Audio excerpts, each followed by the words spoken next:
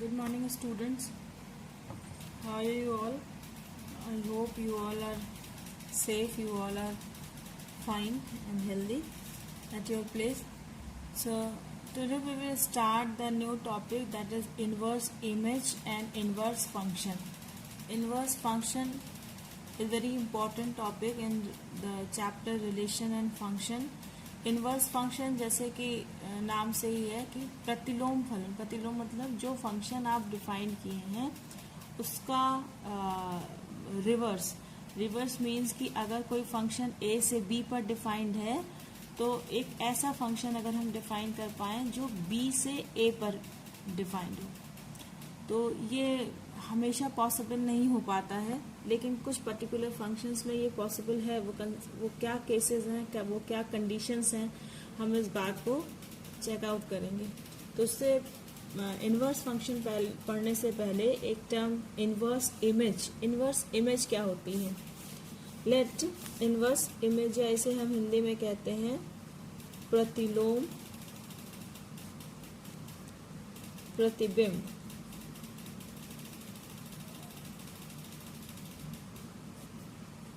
प्रतिलोम प्रतिबिंब। Suppose that let f is any function defined from a to b। f कोई function है a से b पर, और हमने माना है कि for any x belongs to a, b में कैसे होंगे इन एलिमेंट। अगर हम मान लें ये y belongs to b है, for any x या for each x belongs to a and y belongs to b, such that कि image of x under f is equal to y। यही तो होता है फंक्शंस में, कि फंक्शन में हमारे पास दो सेट्स होते हैं a और b। हम अगर इस पे कोई फंक्शन f डिफाइन करते हैं तो सेक्शन जो सेट a है उसमें x1, x2, x3 and so on x type के एलिमेंट्स होते हैं, और इनकी इमेजेस हमें यहाँ पे fx टाइप एलिमेंट्स के फॉर्म में मिलती है ना। fx मतलब या fx1 या fx2 अगर हम कहें तो उसका मतलब हुआ कि a का जो एलिमेंट x1 है उसकी इमेज वो किससे रिलेटेड है, सेट b में। और ये रिलेशन डिफाइन कैसे होता है, ये रिलेशन डिफाइन होता है हमारे फंक्शन f के कंडीशन से, f के रूल से। अगर हम कहते हैं कि fx is equal to y is equal to fx is equal to 2x, तो इसका मतलब क्या हुआ कि x की हर एक वैल्यू किससे रिलेटेड होगी, b में उस वैल्यू से रिलेटेड होगी जिसकी वैल्यू 2x के बराबर हो। यानी अगर x हमारा 1 है तो y कितना हो जाएगा, y is equal to 2 into 1, it is equal to 2। यानी इसमें अगर कोई एलिमेंट 1 है तो वो किससे रिलेटेड होगा, b में एलिमेंट 2 से रिलेटेड होगा। अगर x इक्वल टू 2 है तो y is equal to 2 into 2, it is equal to 4। तो जो a का एलिमेंट है 2 वो b के एलिमेंट 4 से रिलेटेड होगा। यही फंक्शन का मतलब होता है, यही इस नोटिफिकेशन का मतलब होता है। तो हम मान लेते हैं कि for any x belongs to a and y belongs to b क्या होता है कि fx is equal to y होता है। अब इसका हम प्रतिलोम प्रतिबिंब कहते हैं। अगर उसे हम f इनवर्स से रिप्रेजेंट करते हैं, अगर वो इस तरह पॉसिबल हो कि x is equal to f inverse y। अब यहाँ f इनवर्स मतलब 1/f नहीं है, f इनवर्स एक नया रूल है, एक नया फंक्शन है जिसके अंडर में अगर हम y की इमेज निकालें तो वो x आना चाहिए। इस कंडीशन में क्या होगा कि अगर यहाँ पे हम y equal to f inverse x है, sorry y is equal to fx is equal to 2x दिया था, मतलब क्या था कि 1 की इमेज 2 थी। अब अगर एक हम ऐसा रिवर्स हम क्या कहते हैं फंक्शन डिफाइन करें, इमेज निकाल पाए कि 2 की इमेज 1 हो, तो हमारे पास नया फंक्शन क्या हो जाएगा कि x is equal to sorry y by 2। यानी अब हम पीछे से चलेंगे तो 2 रिलेट होगा 1 से, मतलब 2 का आधा हो गया 1। यहाँ पे 4 रिलेट है 2 से, तो अगर इधर से हम देखें तो 4 का आधा हो गया 2, यानी यहाँ पे जो वैल्यू थी y उसका 1/2 हो गया ना, y का बाई 2 हो गया। तो ये एक नया फंक्शन, एक नया रूल हो गया। यहाँ पे रूल था डबल होने का, और यहाँ जब हमने रिवर्स से इमेज निकाला तो रूल हो गया हाफ होने का। तो इसीलिए ये एक नया फंक्शन है, ना कि 1/f है।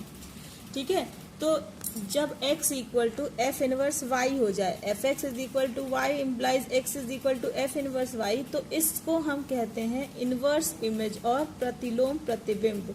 प्रतिलोम प्रतिबिंब मतलब उसका उल्टा प्रतिबिंब। ठीक है, इसे हम कहते हैं प्रतिलोम प्रतिबिंब। अब प्रतिलोम प्रतिबिंब समझ में आ गया हो तो नेक्स्ट हम डिफाइन करेंगे इनवर्स फंक्शन। इनवर्स फंक्शन या प्रतिलोम फलन। प्रतिलोम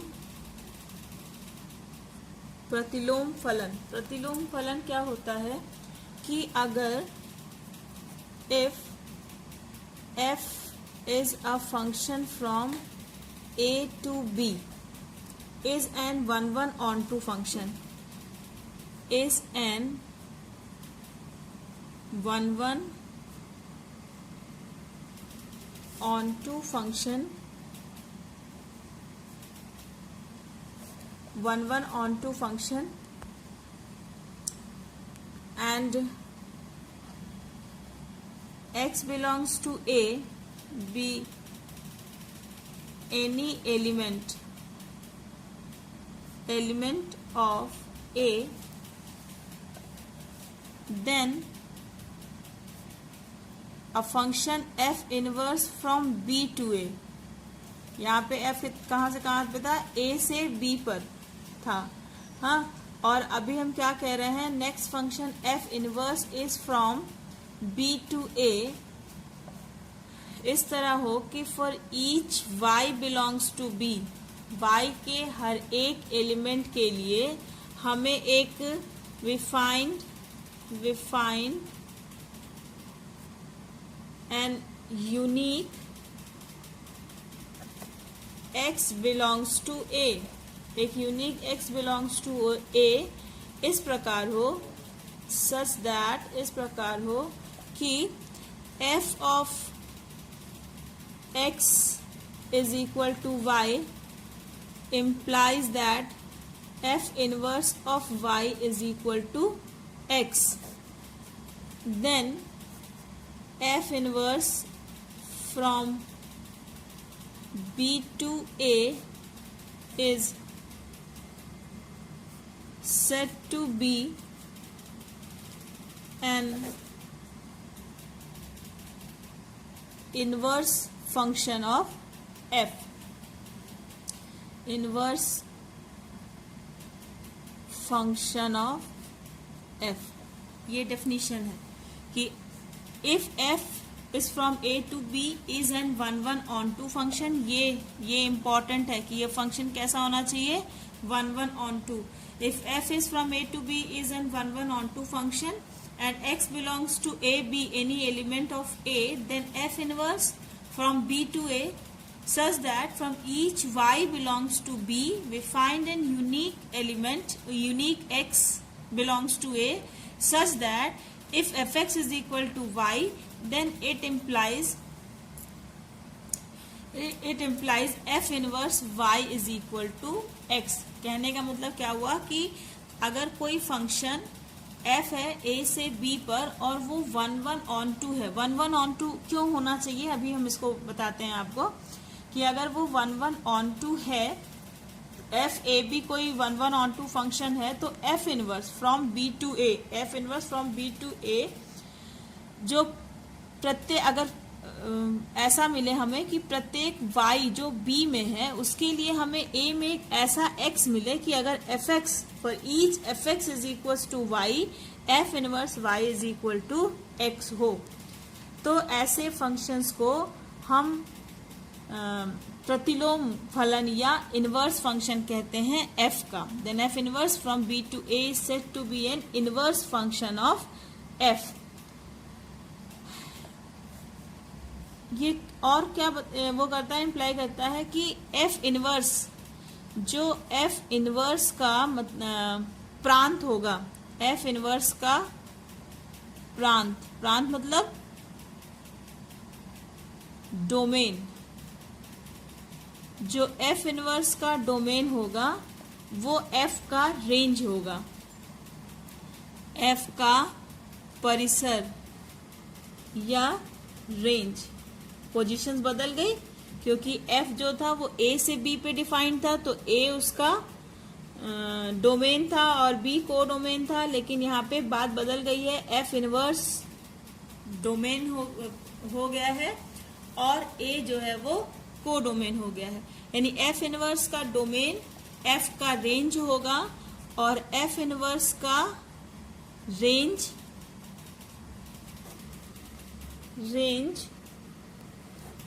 एफ का डोमेन होगा। अब इस कंडीशन से आपको समझ में आ गया होगा कि मैं 1-1-on-2 क्यों कह रही थी। अगर ये 1-1-on-2 नहीं होता, अगर 1-1-on-2 है तो इसका मतलब क्या हुआ कि ए की एफ अगर 1-1-on-2 है तो इसका मतलब हुआ कि ए के एक एलिमेंट का बी में सिर्फ एक ही एलिमेंट है, और on2 होने का मतलब है कि बी सारा का सारा इन्वॉल्व है। अब जब हम इनवर्स डिफाइन कर रहे हैं, मतलब बी टू ए डिफाइन कर रहे हैं, तो बी का सारा एलिमेंट इन्वॉल्व होना चाहिए क्योंकि एफ इनवर्स एक फंक्शन है। तो जब यहाँ पर on2 था, बी हर एक ए से रिलेटेड था, तभी तो यहाँ बी के सारे एलिमेंट्स आएंगे और वो ए के एक एलिमेंट से रिलेट होंगे, तभी एफ इनवर्स जो है वो फंक्शन होने की कंडीशंस को फुलफिल करेगा। हम इसे डायग्राम से समझेंगे कि अगर ये है आपका सेट ए जिसमें एक्स टाइप एलिमेंट्स हैं और सेट बी है जिसमें आपका एफ एक्स टाइप एलिमेंट है और ये आपका फंक्शन है एफ। ये 1-1-on-2 होने का मतलब क्या हुआ कि x का हर एक एलिमेंट b के सिर्फ और सिर्फ एक एलिमेंट से ही रिलेटेड है। अब हम रिवर्स एक फंक्शन डिफाइन करना चाहते हैं। रिवर्स मतलब कि ये जो पहले a था उसकी जगह पर पहले b हो जाए, हाँ? और ये इसको ऐसे समझिए कि ये a b है, इधर से हम एक फंक्शन डिफाइन करना चाहिए। ये फंक्शन इधर से इधर था ना, a से b पर, अब हम फंक्शन डिफाइन कर रहे हैं b से a पर, और इस फंक्शन को हम लिख रहे हैं f इनवर्स से, क्योंकि रिवर्स है f इनवर्स से। तो इसको फंक्शन होने के लिए क्या होना चाहिए, ये इसका डोमेन था f का और ये इसका रेंज था। अगर ये 1-1-on-2 है, 1-1-on-2 है तो पूरा कोडोमेन ही उसका रेंज हो जाएगा क्योंकि सारे एलिमेंट्स हैं। अब जब हम इसको इधर से डिफाइन कर रहे हैं तो ये डोमेन हो गया ना, B से A पर कर रहे हैं तो ये डोमेन हो गया और ये रेंज हो गया। जो डोमेन था वो रेंज हो गया और जो रेंज था वो डोमेन हो गया। अब यहाँ पर fx टाइप एलिमेंट्स थे और यहाँ पर x टाइप एलिमेंट्स थे। तो जब ये डोमेन हो गया तो इसके सारे एलिमेंट्स हमें इन्वॉल्व मिलने चाहिए, जो मिलेंगे क्योंकि ये on2 था तो इसका मतलब ये मिलेंगे। और डोमेन का एक एलिमेंट रेंज के केवल एक एलिमेंट से ही रिलेटेड होना चाहिए। तो चूंकि ये 1-1 था तो ये ऑलरेडी एक एलिमेंट से केवल रिलेटेड है। तो हर वो फंक्शन जो 1-1-on-2 है वही सिर्फ इन्वर्टेबल होगा अगर 1-1-on-2 में से कोई एक भी कंडीशन फुलफिल नहीं करती है। सपोज on2 नहीं है, अगर on2 नहीं है तो b के सारे एलिमेंट्स इन्वॉल्व नहीं होंगे, मतलब ये पूरा रेंज नहीं होगा। तो जब आप इधर से इनवर्स रिलेशन फंक्शन करेंगे तो जो रेंज में नहीं था कोडोमेन का वो सारे एलिमेंट छूट जाएंगे। तो अगर डोमेन का कोई भी एलिमेंट छूट जाएगा तो सबसे पहली बात वो फंक्शन ही नहीं होगा। अगर 1-1 ना हो तो 1-1 नहीं होगा तो x के लिए यहाँ हमको एक से ज्यादा एलिमेंट प्रतिबिंब मिल सकते हैं। सॉरी, एक एलिमेंट, मान लो x1 है, ये x2 है, तो x1 भी f से रिलेटेड हो सकता है, x2 भी f से रिलेटेड हो सकता है। तो जब हम रिवर्स करेंगे तो रिवर्स में हमें क्या मिलेगा, fx2 fx1, तो पहला एलिमेंट सेम हो जाएगा दो ऑर्डर्ड पेयर्स में, तो फिर से वो फंक्शन होने की कंडीशन को फुलफिल नहीं करेगा। तो इसलिए किसी भी 1 ऑन 2 फंक्शन के लिए हम एक reverse function f inverse define कर सकते हैं, जिसमें कंडीशन क्या होगी, f के लिए जो डोमेन था वो f इनवर्स के लिए रेंज हो जाएगा, f के लिए जो रेंज था वो f इनवर्स के लिए डोमेन हो जाएगा। ठीक है, बात समझ में आई। इनवर्स फंक्शन क्या होता है कि f from a to b अगर कोई 1 ऑन 2 फंक्शन है और उसमें x belongs to a b any element, कोई भी आर्बिट्री एलिमेंट ले लें of a, then f inverse एक दूसरा फंक्शन है जो b से a पर डिफाइंड होगा, such that for each element of b if we get fx equal to y implies that f inverse y is equal to x, then it is f inverse is called the inverse function of f। Condition क्या है कि f को 1 on 2 होना जरूरी है, अगर f 1 on 2 नहीं है तो हम उसका इनवर्स फंक्शन डिफाइन नहीं कर सकते हैं। A function is invertible if it is 1 and on 2। इस पे आज हम 2 थ्योरम्स करेंगे। पहला थ्योरम कि if f is from a to b is an 1 on 2 function,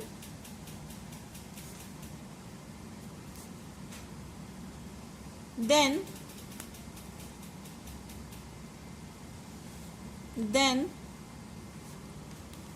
f inverse मतलब इनवर्स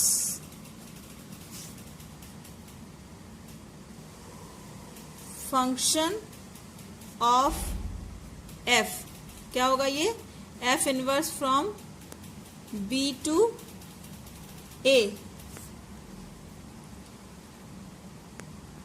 विल बी यूनिक।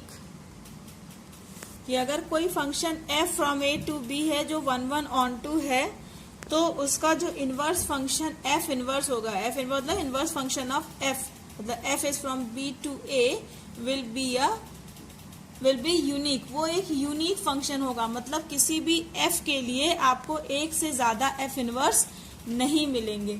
ठीक है, f इनवर्स जो है वो अद्वितीय होगा। f इनवर्स जो आप b से a पे डिफाइन करेंगे वो यूनिक होगा हर फंक्शन के लिए, मतलब किसी भी एक फंक्शन के लिए आपको 2 इनवर्स फंक्शन नहीं मिल सकते हैं। प्रूफ कैसे इसको प्रूफ करेंगे, हम ये प्रूफ कर लेंगे कि ये स्टेटमेंट सही नहीं है। ठीक है, यूनिक नहीं होता है f इनवर्स, हमें 2 f इनवर्स मिल सकते हैं, मतलब एक से ज्यादा f इनवर्स मिल सकते हैं। Let g from b to a and h also from b to a be 2 inverse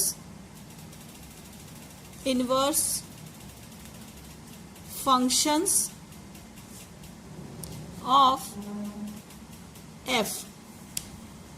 मान लेते हैं कि f के 2 इनवर्स फंक्शन हैं, g from b to a and h is from b to a। ठीक है, for any arbitrary element y, for any arbitrary element y belongs to b, g of y is equal to x1 and h of y is equal to x2। अगर y कोई भी y जो belong करता है b को, b का कोई element y है, तो उसके अंडर में हमें x1 x2 belongs to a। कोई भी एलिमेंट अगर b में है तो b से हमें a में उसकी इमेज मिलेगी under the inverse function g और under the inverse function h।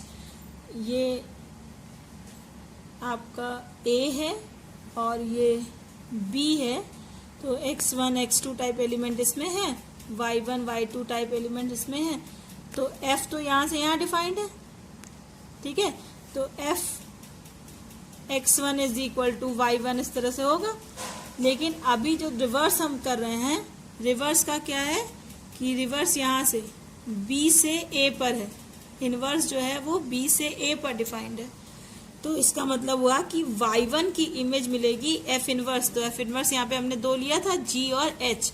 y की इमेज g के रिस्पेक्ट में a में कुछ और होगी और y की इमेज h के रिस्पेक्ट में a में कुछ और होगी।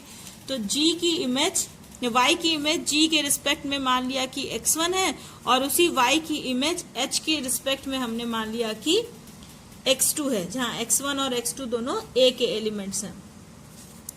ठीक है, तो अगर g of y is equal to x1 है तो it implies f of x1 is equal to y होगा, है ना।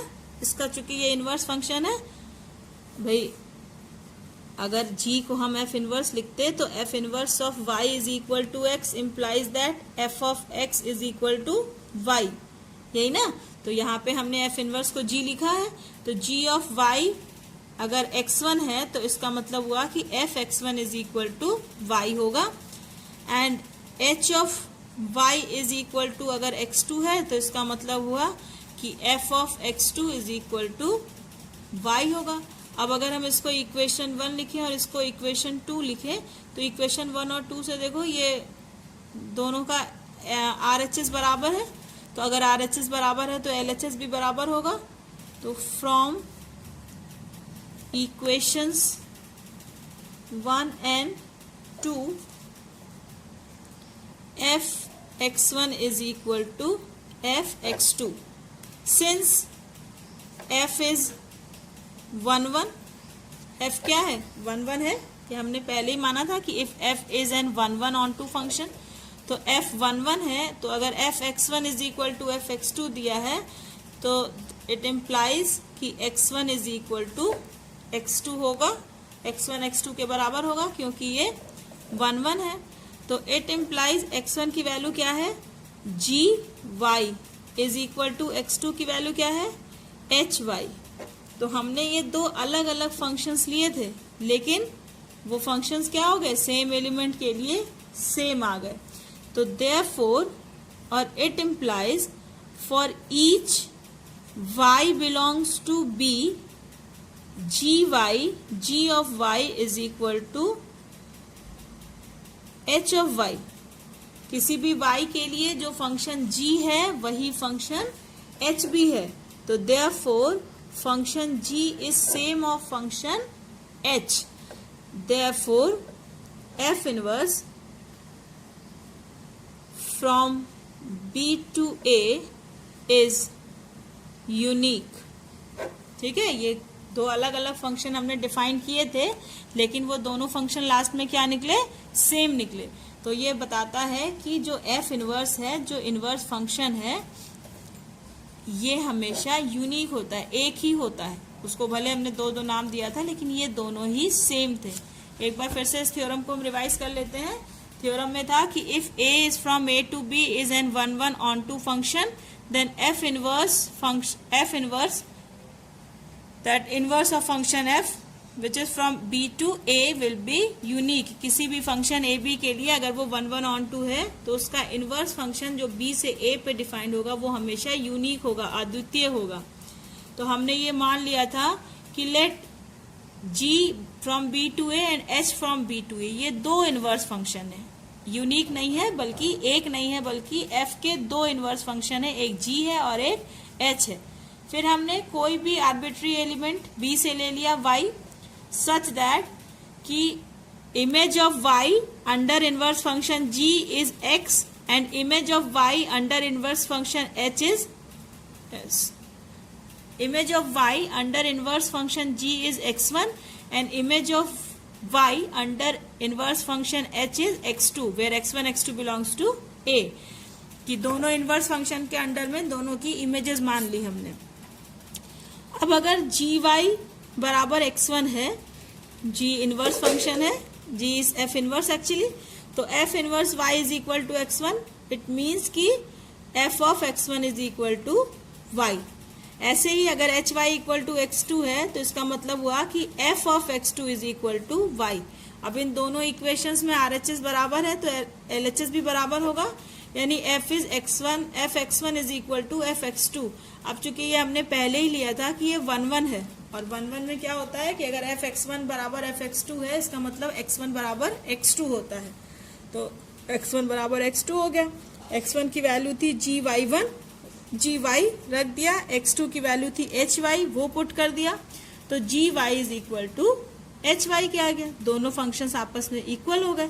तो for each y belongs to b, image of y under g is equal to image of y under h। दोनों ही function के under में जो y की image है वो सेम आ गई। इसका मतलब क्या हुआ कि ये दोनों फंक्शंस भी सेम है। जब फंक्शन सेम होंगे तभी तो इमेजेस सेम होंगी। इसका मतलब ये दोनों फंक्शन दो अलग अलग फंक्शन ना होकर एक ही फंक्शन है, and therefore it says that कि inverse function is unique, proved.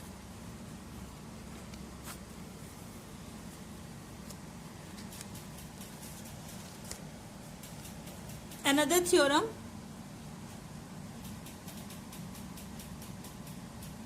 theorem is here.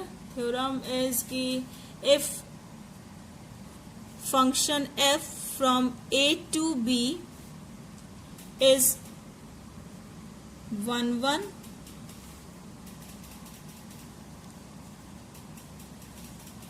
on 2, अगर f a से b पर 1 on 2 है, then f inverse from b to a is also 1 on 2। अगर f from a to b एक 1 on 2 function है तो f का inverse मतलब f inverse from b to a भी एक 1 on 2 फंक्शन होगा। Now come on to the proof.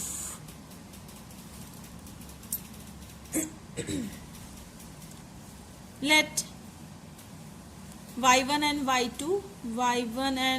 y2 be any element of b का कोई एलिमेंट, कोई दो एलिमेंट हमने लिया y1 और y2, such that f inverse of y1 is equal to x1 and f inverse of y2 is equal to x2। यहाँ हमें पता है कि f 1 on 2 है, हमें ये प्रूफ करना है कि f इनवर्स जो है जो b से a पर है ये भी 1 on 2 ही होगा।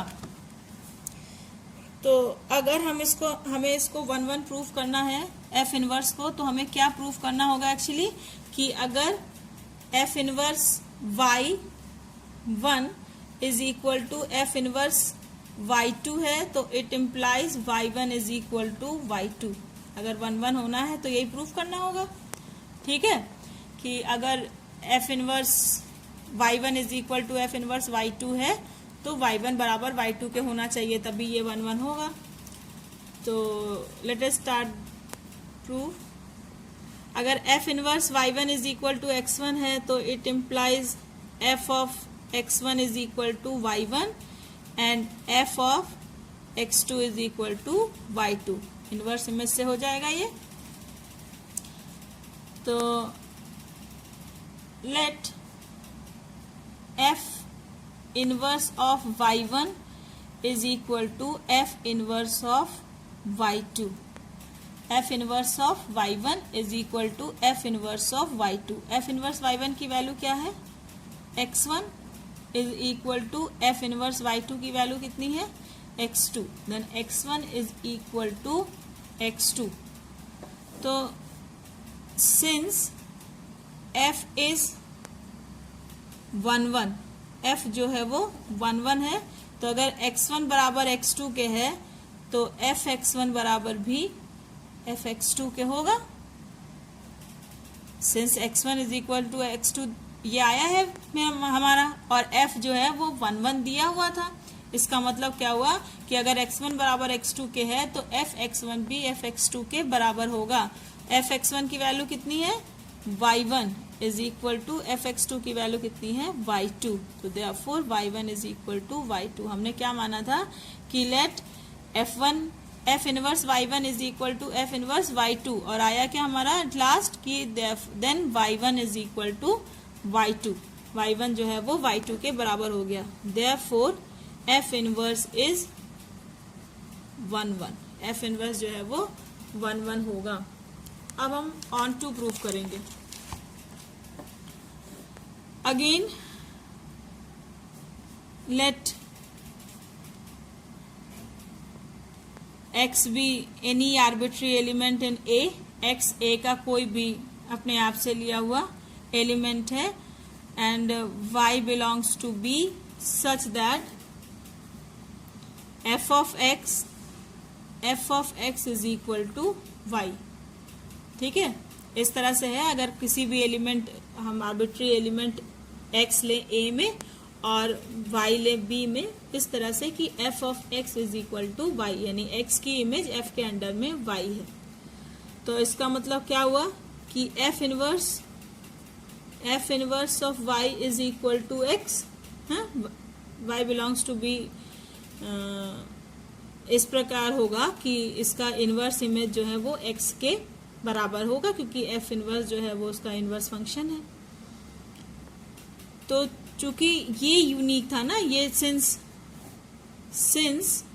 f is onto, since f is onto, f जो है वो ऑन टू है, इसका मतलब क्या हो, ऑन टू का मतलब क्या होता है कि y का हर एक एलिमेंट, b का हर एक एलिमेंट a के किसी ना किसी एक एलिमेंट से रिलेटेड है। तो जब हम रिवर्स हमने किया, तो जब x सिर्फ एक y से x जो है वो y किसी ना किसी y से रिलेटेड है, तो इसका मतलब क्या हुआ कि y भी किसी ना किसी x से रिलेटेड है। तो since f is onto and f inverse y is equal to x exist, therefore f inverse is also onto. ठीक है, सिंस f हमने डिफाइन किया कि let for any arbitrary element x belongs to a, and इन के लिए सभी x के लिए एक y हमें मिलेगा, y belongs to b such that f of x is equal to y। मतलब f जिस ऑन टू है, इसलिए हमें y, हर एक y के लिए हमें एक x मिलेगा जरूरी, since f is onto है। तो अगर f inverse y is equal to x exist करता है, तो इसका क्या मतलब हुआ कि जब हम रिवर्स करेंगे, रिवर्स मतलब reverse means from b to a, जब हम करेंगे, जब f इनवर्स हम डिफाइन करेंगे, तो यहाँ के हर एक y के लिए हमें यहाँ पर एक ना एक x मिलेगा, या हम ये कहें कि यहाँ के सारे x किसी ना किसी y से रिलेटेड होंगे ही, क्योंकि सारे y x से रिलेटेड थे। And therefore if f is onto and f inverse y is equal to x will exist, then it implies also that f inverse is also onto. So it is the proof that if f is 1 1 onto, then f inverse is also 1 1 onto. A confusion was there. अब एक बच्चे ने मुझसे पूछा था कि anti symmetric function क्या होता है। In the question are on Saturday, student asked me that what is a anti-symmetric relation। देखिए, अगर आप सिमेट्रिक रिलेशन से रिलेट कर रहे हैं एंटी सिमेट्रिक रिलेशन को, कि जो सिमेट्रिक नहीं है वो एंटी सिमेट्रिक है, तो ये इसका मतलब नहीं है कि जो सिमेट्रिक नहीं है वो एंटी सिमेट्रिक ही है। सिमेट्रिक में क्या था कंडीशन कि for AB, any AB belongs to R, BA must be belongs to R, ये सिमेट्रिक है। एंटी सिमेट्रिक में क्या है कि अगर AB बिलोंग्स टू R है और BA बिलोंग्स टू R है, तो ये सिर्फ उसी कंडीशन में हो सकता है जब A बराबर B हो। अगर A बराबर B नहीं है तो ये कंडीशन फुलफिल नहीं करेगी। मतलब क्या हुआ कि AB belongs to R and BA belongs to R implies that A is equal to B for any AB belongs to A. A relation R on set A is said to be anti-symmetric relation if and only if for AB belongs to R and BA belongs to R, it is compulsory that A is equal to B. तब ये anti symmetric होगा। और यहाँ पे symmetric function में ये a is equal to b वाली condition नहीं होती है, वहां होती है for any a b belongs to a, b a belongs to r. I have explained it in detail in my previous video, so please go through again that video. Till then, keep studying, keep learning, revise the theorems once again, and if you are facing any type of problem in these two theorems, let me know in my inbox. I will try to explain it again. Till then, be safe, be at your home. Goodbye.